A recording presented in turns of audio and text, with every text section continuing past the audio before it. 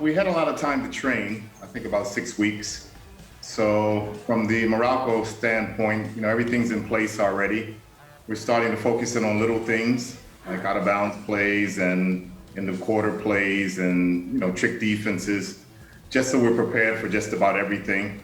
We still don't know the schedule, so we're not sure when we're actually going to play the games, but we're pretty much ready at this point. Knowing what other teams are going through right now, what does that say about the commitment of all of these PBA teams who are just trying to make things work and make sure that they're all ready for the start of the new season? Well, we thank the management for sending us to Lawag City twice, actually, to be able to train there for a couple of weeks and actually for about 4 weeks. And then we've been going back and forth here in Batangas. We actually see the other teams here in Batangas. They practice before us and after us. It's a little bit difficult, I'm not going to lie to you, traveling every day to practice for 2.5 hours. But at the same time, it's what's needed to stay ready. We were not aware of when we were going to get started. So at least at this point right now, we are pretty much in shape. And hopefully we're prepared for the season. My only problem, Paul, is that we haven't played anybody. Yeah. We're only playing against each other. So I know we look good against each other, but I'm not sure how we're going to look against other teams. Well, you brought up a great point there, Coach, especially when it comes to the fact that you don't have any really tune-up games. How do you think your team's going to get that game sharpness or as sharp as they can get going into the season?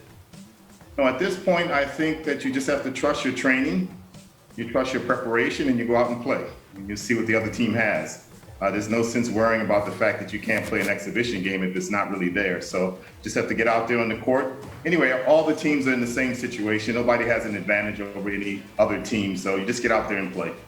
Talking about advantages, Coach Norman, how are the newcomers, such as Alvin Pasool and Mac Bello, adjusting to your system?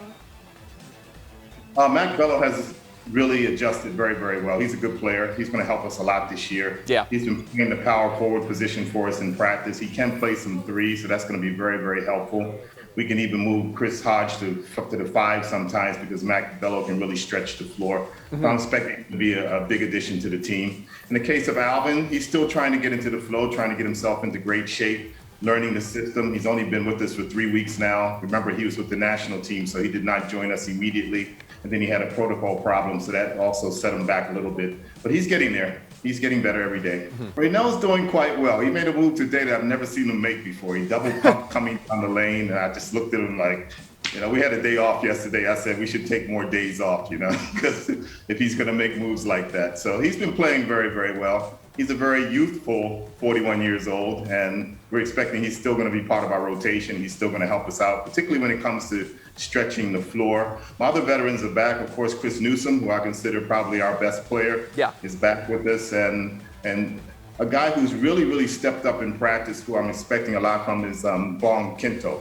I mean, he has been playing really, really well in practice, so I'm expecting he's going to help us a lot this year. Coach, your assessment of your team, because again, looking at it on paper at least, the talent is probably one of the more powerful, some of the more loaded teams that you've had coaching the Meralco Bolts.